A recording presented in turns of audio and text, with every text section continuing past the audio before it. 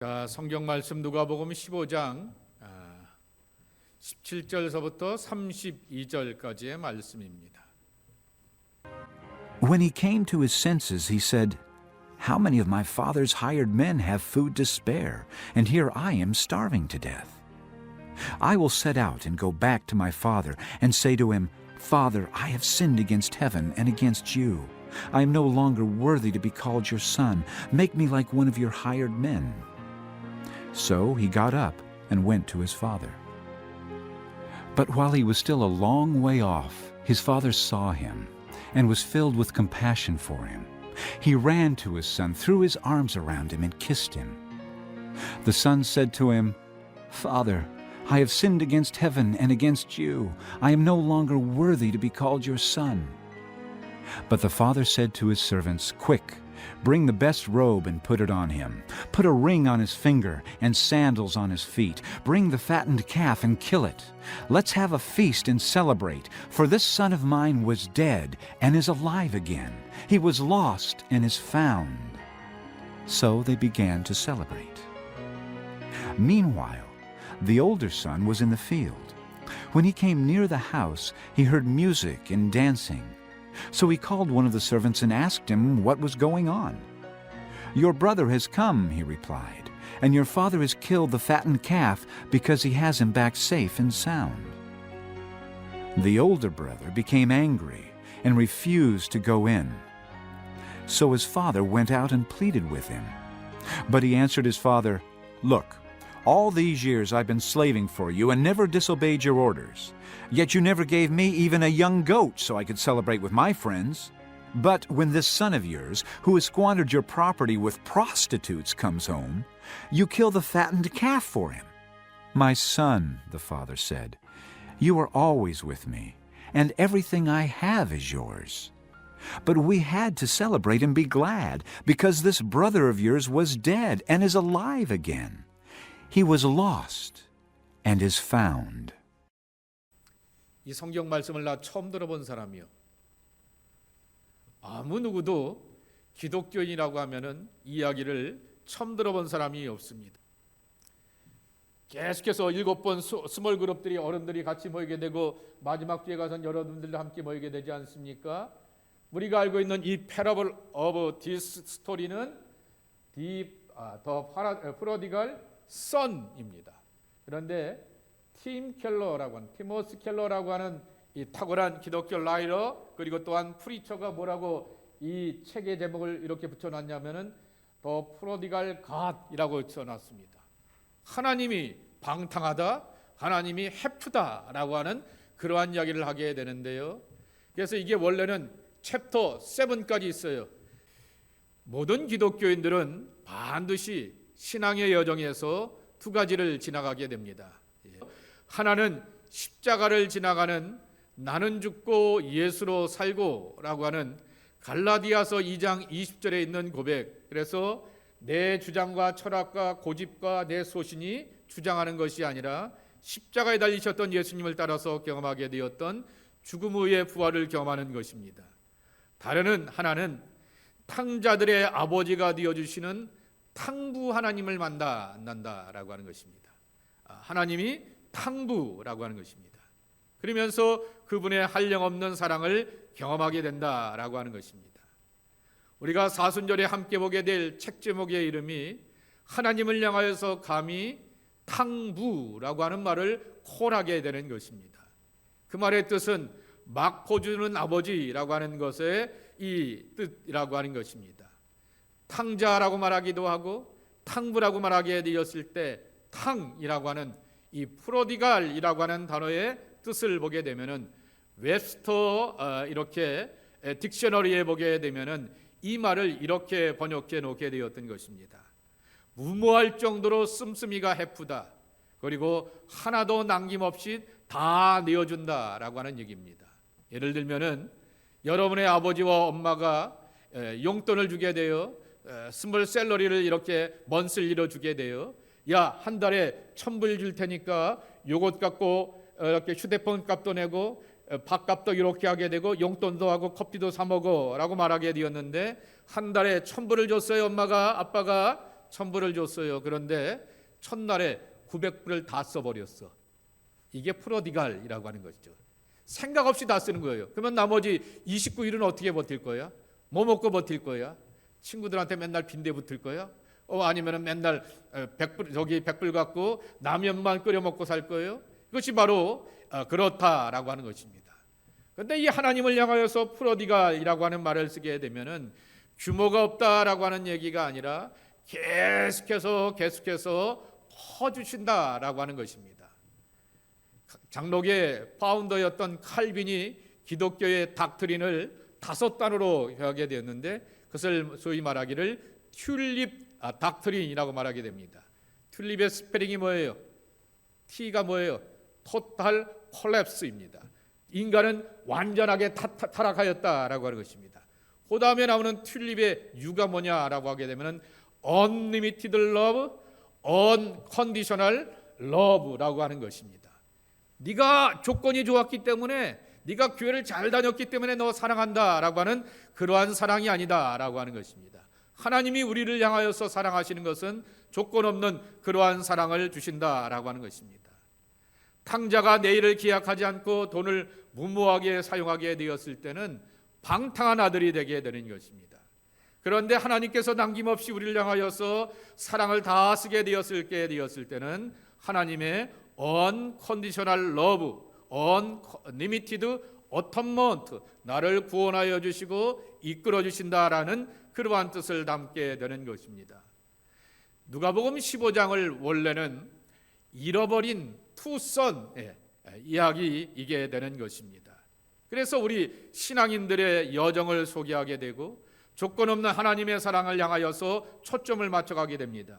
여기서 우리가 포커스를 맞춰야 될 것은 어떤 사람은 두 아들에다가 포커스를 맞추게 되고, 그런데 팀 켈러는 거기다가 포커스를 맞추지 말고 하나님께 한번 포커스를 맞춰보자라고 하는 그러한 말씀의 어프로치라고 하는 것입니다.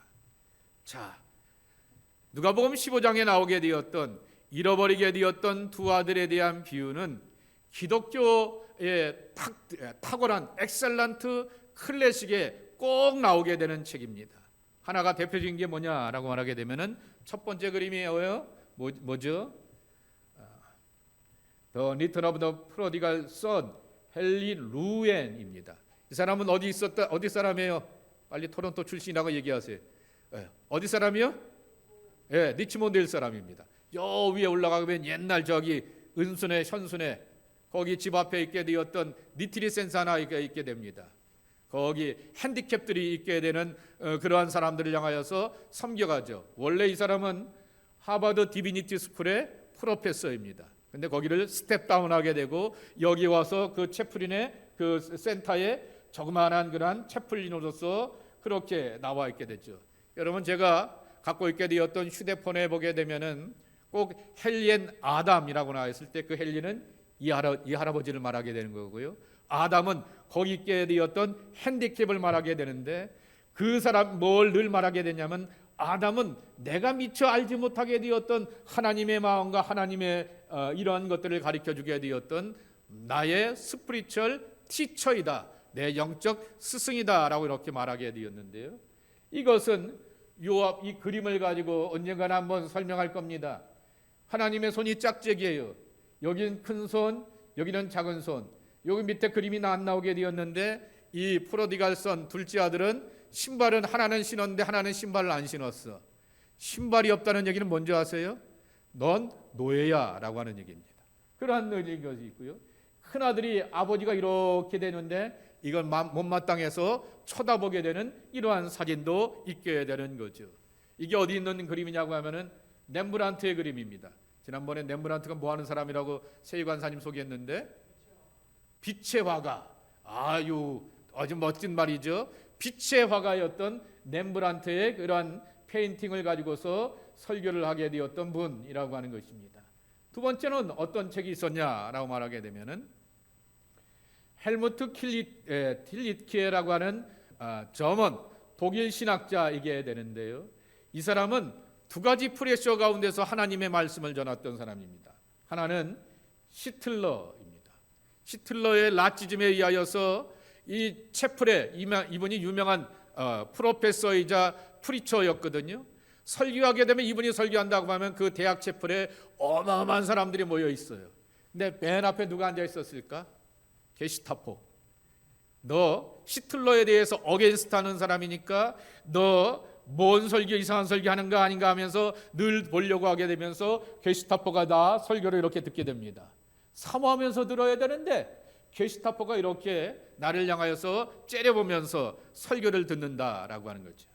근데 그 뒤에 있는 컨그리게이션 회중들은 어떤 사람들이었냐라고 말하게 되면은 연합군이 계속해서 독일에다가 폭격을 가합니다. 그러니 그들도 죽을 수 있는 위협과 협박 가운데서 이렇게 하는데 그들에게 하나님의 크고 놀라운 사랑을 소개하게 되었습니다. 하나님이 우리를 기다린다. 여러분을 기다린다라고 하는 얘기는 내가 가치 있고 의미가 있기 때문에 누군가가 나를 기다려준다. 이거 얼마나 큰 행복이냐라고 하는 것입니다. 아주 클래식 중에 클래식이 또 하나의 책이 있게 되는데 또 그 다음 책을 한번 볼까요? 찰스 디킨스라고 하는 영국의 소설가. 이 사람을 누가 평가했냐면 여러분이 잘 알고 있는 셰익스피어가 이렇게 평가하기를 클래식 중에 클래식이 바로 이분의 소설이라고 이렇게 말하게 됩니다. A Tale of the Two Sons, 탕자 이야기, 두 아들의 이야기라고 이렇게 말하게 되는데 여기에 보게 되면 여러분 잘 아시게 되었던 스크루지에 대한 이야기가 나오게 되는데 그 스크루지를 품고 사랑해주게 되었던 그러한 사람의 이야기가 이 탕자 이야기 속에서 나오게 된다라고 하는 것입니다. 또 한 가지 하나 책을 보게 된다고 하면은 이 중동의 눈으로 보게 되었던 예수님의 비유인데요. 미들 이스턴 아이즈라고 하는 케네스 베일리라고 하는데 이분은 이 책의 시리즈를만 다 썼어요. 이 사람이 누구냐고 하면은요. 미셔너리의 선입니다. 어디? 이스라엘. 이스라엘에서 아버지가 미셔너리로 이렇게 가게 되었기 때문에 거기서부터 어린이서부터 대학까지 쭉 자라게 되었어요. 그러니까 친구들이 다 누구예요? 상당수가 유대인들 아니겠습니까? 그러면서 어린 시절부터 유대인의 문화를 다 접하게 되었다가 나중에 와서 뉴 테스타먼트를 전공하게 되었던 탁월한 신학자인데요. 이 사람이 바로 이제 중동의 눈으로 보게 되었던 예수님의 비유라고 하는 책 속에서 탕자 이야기를 하게 되는데 여기에 설명에도 있게 되는 것처럼 아버지가 기다린다. 그것도 우리 아들이 성공했어요. 출세했어요. 돈 많이 벌어왔어요. 하이 포지션에 올라가었어요. 라고 하는 것도 아니라 소위 말하는 누조가 되었는데 그 아들을 기린다라고 하는 얘기는 더 창피하고 부끄럽고 수치스러운 모습이라고 하는 것입니다. 이 미들리스턴 사람들의 특징 가운데 하나가 뭡니까? 명예를 존중하지 않습니까? 사람들 앞에서 소셜 프라이드가 중요한데 그거 다 내팽겨치고 아버지가 아들을 기다린다라고 하는 것입니다. 그리고 여러분 잘 아는 유명한 찬송가가 하나 있게 됩니다. 어메이징 그레이스라고 하는 찬송이죠. 어메이징 그레이스에 보게 되면은 이러한 가사가 있는 것을 보게 됩니다. I once was lost, but now I am found 이죠. 나 같은 죄인 살리신 주의 놀라와 그 다음에 잃었던 생명 찾았고 그 가사가 I once was lost but I am found 그 가사라고 하는 거죠.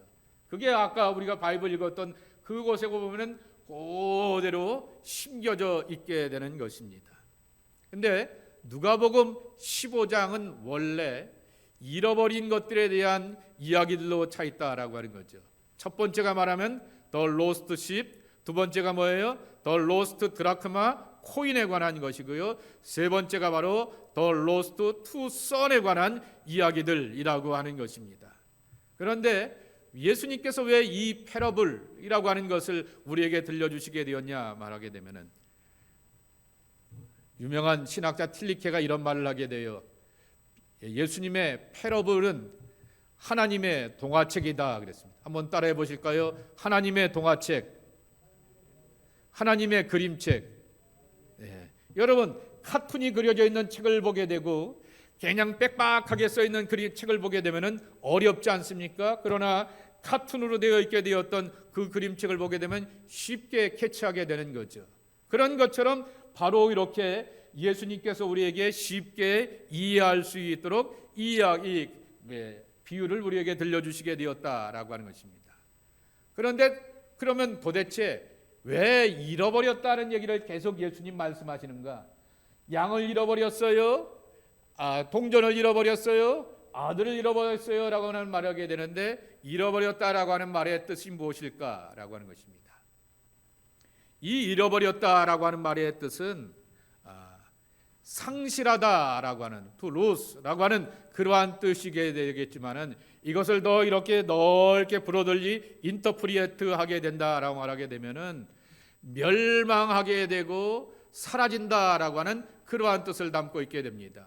대표적인 말씀이 요한복음 3장 16절에 있는 말씀입니다. 페리시라고 하는 그러한 말이 있게 되는데요. 멸망하지 않고 바로 이터널 라이프를 얻게 된다라고 말하게 되었는데 이 멸망한다라고 하는 그 뜻에 여기가 담겨져 있게 되는 것입니다. 다시금 돌아가게 되어서 누가복음 15장에 보게 되면은 더 로스트 쉽 잃어버리게 되었던 양에 관한 이야기가 되게 나오게 됩니다. 선한 목자 되신 예수님의 울타리에서 벗어나게 되었던 인생은 두려움과 대적과 위협 가운데서 살면서 양이 길을 잃어버리게 되는 것처럼 삶의 방향과 목적을 잃어버리게 될 수밖에 없다라고 하는 것입니다. 두 번째로는 코인, 드라크마에 관한 이야기입니다. 자, 아까 제가 청년 중고등부 애들 세비하느라고 돈을 다 줬어요. 돈이 없어요. 없지만은 anyway, 자 이걸 돈이라고 한번 생각해 봅시다. 이렇게 캐시라고 한번 생각해 봅시다. 이 캐시가 이렇게 따져보게 되었더니 골드로 되어 있어서 1밀리언 100만 불짜리야. 근데 저 구석에 박혀 있어. 근데 아무도 저게 돈인지 귀한 것인지 아무렇게 이렇게 보지도 않아요. 그러면 이게 가치가 없다라고 하는 얘기입니다. 그러나 이게 20불짜리가 되어서 내 손에 꼭 쥐었다가 현서야 이거 커피 사 먹어. 목사님 고맙습니다. 이걸 가지고서 현서가 20불을 가지고서 저기 스타벅스 가서 커피 주세요라고 하면서 커피를 사 먹고 이렇게 되어서 쓰고 하게 되면은 이거는 굉장히 미닝풀한 워스가 있다라고 하는 얘기입니다. 바로 그러한 뜻을 담고 있다라고 하는 것입니다. 인생의 주인 되시는 하나님의 손에서 벗어나게 되었던 동전은 그 가치와 목적을 잃어버리게 되는 것이지만은 그러나 비록 드라크마라고 하여서 어라운드 20 정도밖에 안 되는 작은 그러한 달러의 돈이라 할지라도 이 손에서 쓰여지고 저 사람의 손에 쓰여지게 되는 것이 얼마나 가치 있는가라고 하는 것을 가르쳐주게 되는 것입니다.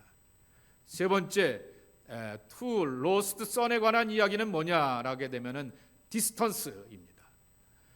작은 아들은 far away, 먼 나로 가서 아버지 빠이 나가서 너 일하고 돈 벌어 올게요 라고 하게 되었는데 거기서 가장 이렇게 굶어 죽게 되었고 돼지가 먹는 것을 자기가 먹고 살아가게 되는 비참한 삶을 살게 되었어요. 근데 형은 아버지 집에서 있음에도 불구하고 야 내게 다 네 거야 라고 말하게 되었는데 아버지 왜 나를 향해서는 왜 셀레브레이션도 안 해주게 되고 파티도 한 번 안 열어줍니까 라고 말하게 되면서 마음의 거리가 멀어지게 되었던 사람도 있다라고 하는 것입니다. 성경은 우리의 신앙을 파티, 이렇게 피스트라고 이렇게 말하게 되었는데 하나님의 잔치가 나의 잔치가 되고 내가 거기서 one of them이 되어서 참석해야 될 텐데 예수님이 하는 거 뭐 그렇지 그러면서 나는 거기에서 구경꾼이 된다라고 말하게 되면 그것은 신앙의 기쁨이 아니다라고 하는 것입니다. 자, 그런데 중요한 사실은 이러한 죄인 둘째 아들이나 첫 번째 아들이나 다 모든 사람들이 다 예수님 앞에 나온다라고 하는 것입니다. 자, 성경을 다시 한번 볼 텐데요. 누가복음 15장 1절과 2절 우리 영어로만 한번 읽어보겠습니다. 함께 읽겠습니다. Now the tax collectors and sinners were all gathering around to hear him. But the Pharisees and the teachers of the law muttered, This man welcomes sinners and eats with them. 여기에 보게 되면은 두 부류의 인간이 나오게 됩니다. 첫 번째 그 무리의 사람은 이스라엘에는 4대 죄인이 있게 됩니다. 나라를 바라보게 되었던 매국노에 대해서는 사람 취급을 하지 않습니다. 창녀에 대해 거리의 여인에 대해서도 사람 취급을 하지 않습니다. 살인자를 당해서도 사람 취급을 하지 않게 되었고, 마지막 네 번째로는 삭개우스와 같이 텍스 컬렉터들에 대해서는 사람 취급을 하지 않게 됩니다. 단적인 예가 뭐냐 말하게 되면은요, 이스라엘의 코트에 불려가게 되면은 코트에 가면 반드시 뭐가 있어야 돼요? 위트니스가 있어야 되는 것 아니겠습니까? 이 네 부류의 사람들은 코트에서 위트니스가 될 수가 없습니다. 내가 봤대도요, 해도 너 받는 건 모르겠는데 너는 자격이가 안 돼, 퀄리파이가 안 돼 라고 말하게 되었던 사람들이 이러한 사람들입니다. 그런데 그러한 사람들이 예수님 주변에 오게 되었고, 예수님의 사랑을 경험하면서 예수님 앞에 나오고 또 나왔다라고 말하게 됩니다. 그러니 예수님의 이 두 아들의 이야기 가운데서 이들은 어디에 해당되는 사람들입니까? 영거선입니다. 당연히 두 아들의 비유 중에서 작은 아들에 해당되는 사람입니다. 구약의 율법에도 어긋나게 되는 사람이고요, 정결의 예식에도 이렇게 지키지도 않는 사람들입니다. 그리고 유대인의 전통이자 핵심이 되는 이 토라 커뮤니티에서도 이렇게 다 집을 나간 사람들이라고 하는 거죠. 아웃 오브 가스 하우스, 하나님의 집에서 벗어난 사람들이 다 이들이다 이렇게 생각하게 되었다라고 하는 것입니다. 근데 예수님께로 나왔다라고 1절에 보게 되면은 소개하여 주고 있게 되는 것입니다. 그래서 옛날에도 나왔을 뿐만 아니라 지금도 나오고 있다라고 합니다. 2000년 전에도 이러한 사람들이 예수님께로 나오게 되었고, 지금도 우리의 교회에는 이런 사람들이 자연스럽게 나오고 있다라고 하는 말씀이라고 하는 것입니다. 죄인들이 쉽게 찾아오게 되었던 예수님의 넉넉하고 너그러운 품 안을 이 둘째 아들의 이야기를 통해서 우리에게 가르쳐주게 되는 것입니다. 근데 더 문제가 되는 것은 2절에 보게 되면은 예수님께서 그들과 함께 환영해 주실 뿐만 아니라 음식을 먹었다라고 말씀하게 됩니다.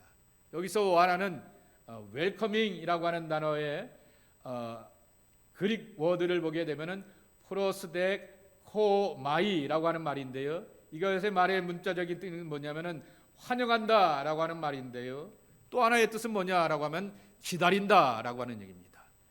천사가 몇 시에 오지? 영재가 언제 오지? 라고 하면서 기다렸는데 왔다라고 하는 얘기입니다. 내가 이 사람을 기다린다라고 하는 얘기는 나에게 있어서 이 사람은 어떤 사람이에요? 소중한 존재이기 때문에 기다려주고 환영한다라고 하는 그러한 말씀이라고 하는 것입니다. 이 말이 쓰여진 단어가 하나 있게 되는데, 성경에 있게 되는데, 누가복음 2장 25절에 보게 되면은 시므온이라고 하는 프라펫, 올드 프라펫이 바로 하나님의 위로를 기다리게 되었는데, 어린아이 예수님 베이비 지저스를 만나게 되면서 기쁨과 감격 가운데서 있게 되었던 그 기쁨을 말하게 되는 것입니다. 그런데 더 파격적인 예수님의 모습은 뭐냐라고 말하게 되면은 음식을 함께 먹는 그러한 모습이라고 하는 거죠. 죄인들을 하나님의 나라의 식구로 맞이하는 천국의 모형을 보여주고 있다라고 하는 것입니다. 음식을 같이 먹는 사람을 뭐라고 불러요? 한국말로?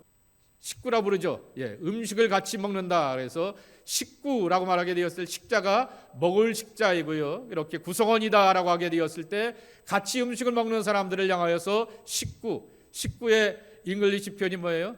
패밀리라고 하는 뜻입니다.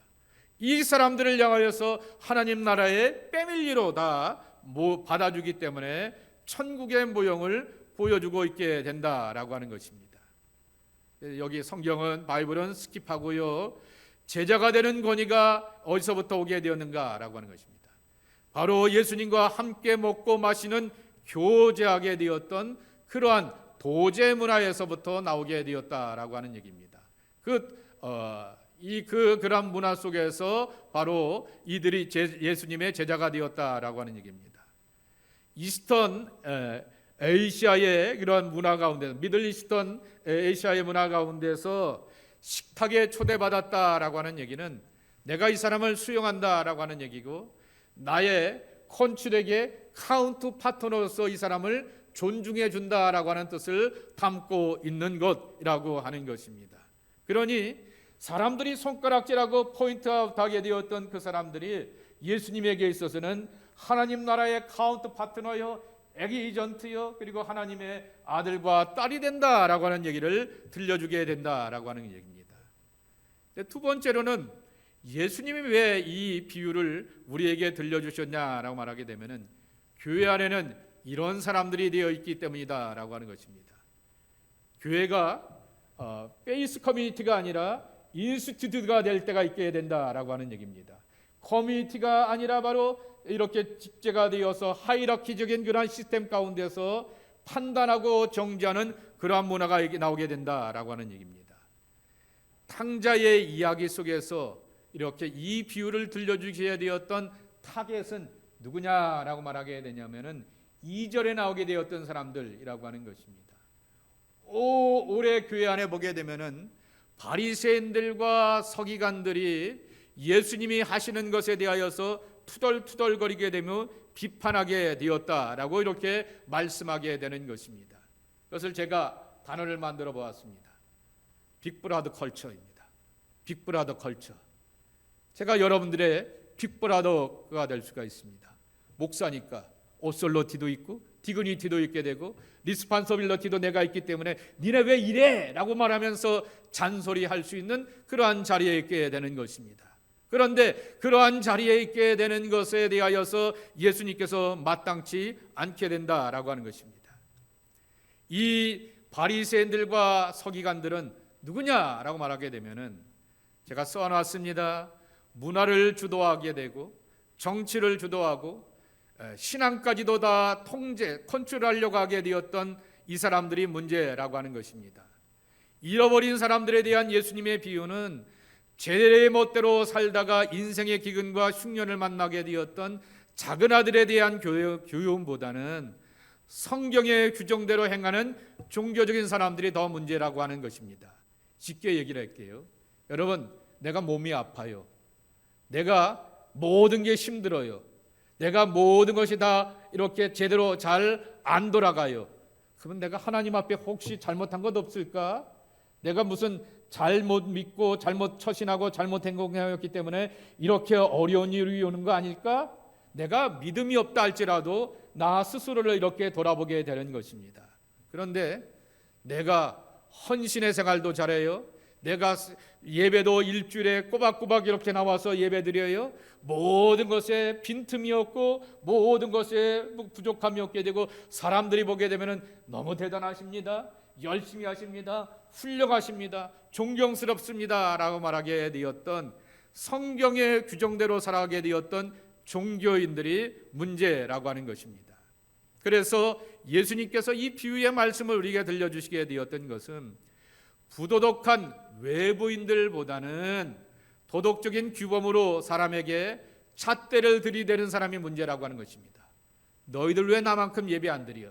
너희들 나만큼 왜 하나님 앞에 기도 안 해? 너희들 왜 나만큼 이렇게 하나님 앞에 헌금 생활해야지? 라고 하게 되면서 나의 기준을 가지고서 이 사람들을 향하여서 판단하게 되는 소위 말하는 빅브라더 컬처가 문제이다 라고 하는 것입니다. 예수님은 바리새인들이 가지고 있게 되었던 스스로의 의로움이 도리어 편협함이 되어서 자신의 영혼뿐만 아니라 타인의 삶까지도 이렇게 오히려 판단하게 되면서 그를 향하여 디스커리지하게 만들어 놓게 되었음을 지적하고 있다라고 하는 것입니다. 그래서 언제나 우리는 기억해야 될 것이 하나님의 말씀, 예수님의 가르침 앞에서 나의 카테고리, 나의 리미테이션을 이를 깨는 연습을 해야 한다라고 하는 것입니다. 자, 그러면 물어볼게요. 팀 켈러가 이 책에 보면 똑같이 묻습니다. 예수님이 which side? 누구 편일까? 첫 번째 아들처럼 경건하고 헌신하며 충성을 다하는 믿음의 사람들의 모습을 예수님이 좋아하실까? 죄인이었다가 사람들로부터 손가락질 받고 비판받고 타락한 사람들이 어쩌다가 교회를 나온 것에 대하여서 그 사람들을 환영하실까? 예수님은 어느 편일까라고 하는 거죠. Which side? 예? 여러분의 입장에서는 예수님이 어느 편이었으면 좋겠어요? 현서 어느 편이었으면 좋겠을까요? 이거 굉장히 중요한 이야기입니다. 재영 회장님, 예수님 누구 편이었으면 좋겠어요? 본인의 입장에서. 보스? 예. 그럼 가장 쉬운 대답이죠. 예. 쌤, 누구 편이었으면 좋겠어? Which side? 보스? 예. 다 그러면 아주 지혜롭게 슬쩍 다 넘어가게 되는데요. 여러분, 가만히 생각해 보세요. 이 사람은 예배도 잘 드려요. 빠짐이 없어요. 한결같아요. 그리고 교회에다가 헌금을 하게 돼 오퍼링도 어마어마한 어만트를 해요. 그러면 얼마나 기뻐요. 그런데 이 사람은 어쩌다 교회 나오게 되었는데 몸에서 그리고 움직이고 행동하고 말하게 되는데 그렇게 힘들게 해요. 그럼에도 불구하고 예수님은 누구 편일까라고 하는 그러한 이야기라고 하는 것입니다. 그러면서 팀 켈러가 하나를 예를 들게 되었을 때 이러한 설명을 하게 되는 것입니다. 초대교회가 얼리 크리스찬들이 신앙생활을 하게 되었을 때 로만 사람들과 그릭 사람들에게 질문을 당하게 됩니다. CF 한번 보실까요? 보게 되면은 이그젠플에 보게 되면은 이러한 설명을 하고 있게 되는 것입니다. 그게 뭐냐고 하게 되면은 기독교가 이렇게 처음 이렇게 예배하게 되었을 때 템플이 없었다라고 하는 것입니다. 로마의 신전이 있습니다. 그릭의 신전이 있게 됩니다. 그리고 많은 신들이 있게 되는데 니네는 어디 가서 예배드리니? 막 그러면 어디 가서 예배드렸어요? 초대교인들이 카타콤, 그레이브에서 예배드리지 않았습니까? 조그만 가난한 사람들의 집에 모여서 우리식으로 표현하면 500스퀘어핏밖에 되지 않는 자그마한 집 가운데서 20명, 30명, 50명이 모여 앉아서 예배드리게 되는 것입니다. 야, 하나님의 템플이 이렇게 니네들의 하나님을 잘 믿고 큰 분이라며 웅장한 성전을 갖고 있어야지. 최소한 주처럼 그러한 예루살렘 템플이 있어야 될 텐데 왜 니네는 성전이 없느냐라고 이렇게 말하게 되었을 때 삶 속에서 보여주시는 예수님의 관대함과 너그럼과 사랑이 우리 안에 있어야 한다라고 하는 얘기입니다. 그러면서 강조한 것이 하나 있게 되는데요. 이게 영어로 표현하면 이게 무슨 말일지 내가 모르겠습니다. 뭐라고 말하냐면은 교회 안에는 분명히 빅브라더들이 있게 되고 엘더 브라더 같은 사람들이 리더가 되어서 이렇게 존재하게 마련인데 그 사람들이 설치지 못하게 하라라고 하는 것입니다.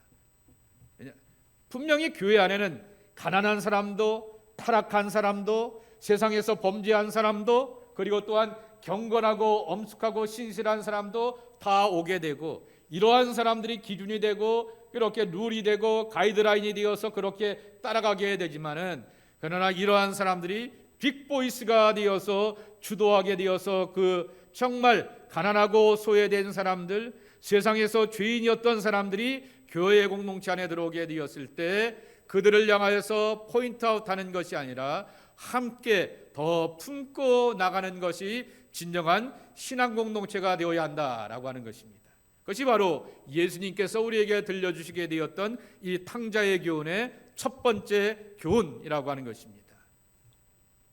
자, 그러면 여러분들에게 한번 챌린지를 시켜보려고 하게 됩니다. 누가복음 15장에 나오게 되었던 탕자의 이야기는 처음 들어본 사람이 하나도 없습니다. 교회를 열심히 다닌 사람이나 어쩌다 교회를 나오는 사람이나 아니면 아예 교회를 몰랐던 사람이나 다 누구든지 누가복음 15장에 나오게 되었던 The Lost Son, The Lost Two Son에 관한 이야기들은 다 알고 있다라고 하는 사실입니다. 그런데 이 이야기를 통하여서 우리가 빠지기 쉬운 함정이 하나 있다라고 하는 것입니다. 컨클루전에 한번 보겠습니다. 트랩이 있다라고 하는 것이죠. 패밀리리어티라고 이렇게 말할 수도 있게 되고요.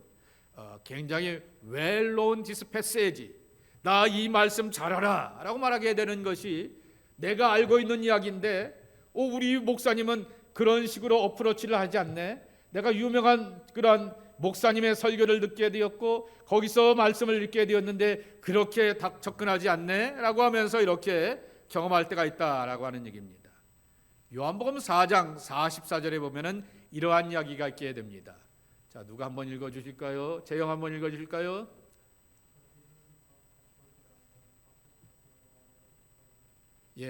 홈타운에서 예수님께서 나사렛에 찾아가게 되었더니 사람들이 말합니다. 제가 하나님의 아들이라고?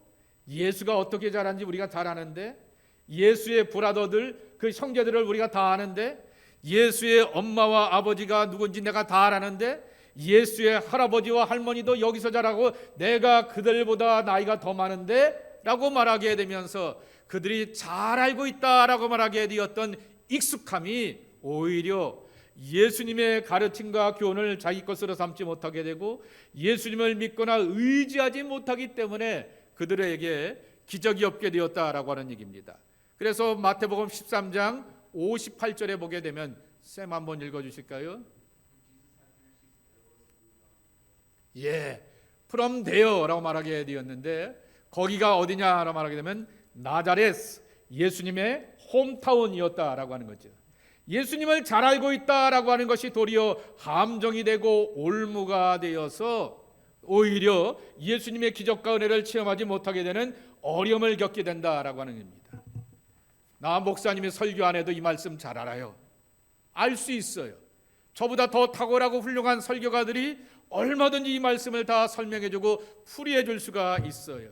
그런데 그것과 반대되는 그러한 표현이 하나 있게 됩니다. 익숙함과 반대되는 것. 한국말로 표현할게요. 한번 따라해 보실까요? 낯설음. 패밀리어티와 이렇게 반대되는 말이 스트레인지, 퍼스트 타임 히어라고 하는 거죠. 나 이 말씀 처음 보는데, 다 이 말씀 이렇게 낯설은데 라고 하는 것입니다. 그런 마음과 가짐을 가지고서 하나님의 말씀을 접하게 되었을 때 하나님의 말씀은 리빙 월드입니다. 살아있는 말씀이기 때문에 이렇게 보고 저렇게 보고 이렇게 읽어보고 저렇게 읽어보면서 새롭게 도전하려고 하게 되었을 때 거기서 우리에게 은혜를 주시게 되고 그 안에서 새로운 힘을 얻게 된다라고 하는 말씀인 것입니다. 그러기에 여러분들이 누가복음 15장에 나오는 탕자 이야기는 계속해서 읽어봐야 될 것입니다. 제가 휴대폰을 가지고서 청년들한테 앱을 소개하게 되었습니다. 잉글리시 성경 버전이 몇 개인지 아세요? 재미난 것은 바이블은 오리지널 버전이 없습니다.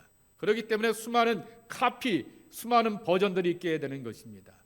NIV 버전이 있게 되고요. 그리고 또한 아메리카 스탠다드 버전이 있게 되고요.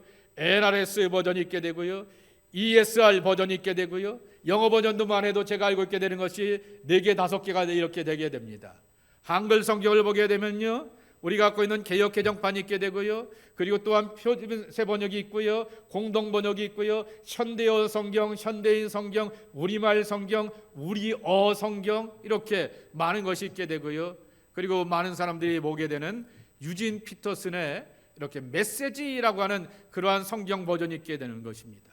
이렇게도 찾아보고 저렇게도 찾아보게 되면 하나님의 말씀은 살아있는 말씀이기 때문에 여러분들에게 꼭 말씀하시고 아하 깨닫게 하여 주실 것입니다. 신앙생활을 하게 되는데 아하 모먼트가 없이 어떻게 하나님의 은혜를 누렸다고 말할 수가 있게 되겠습니까? 하나님의 나를 깨우치는 것입니다. 다그치는 게 아니라 깨닫게 하시면서 깊은 감화와 감동으로 도전으로 나를 인도하여 주셔서 하나님의 넓은 세계를 만날 수 있게 해주신다라고 하는 것이죠. 그러니 이러한 기쁨과 생명을 하나님의 말씀 안에서 얻고 탕자의 이야기를 통하여서 우리를 사랑하시고 구원하시는 하나님의 넉넉한 사랑을 만나는 여러분 모두가 되기를 예수님의 이름으로 축복합니다.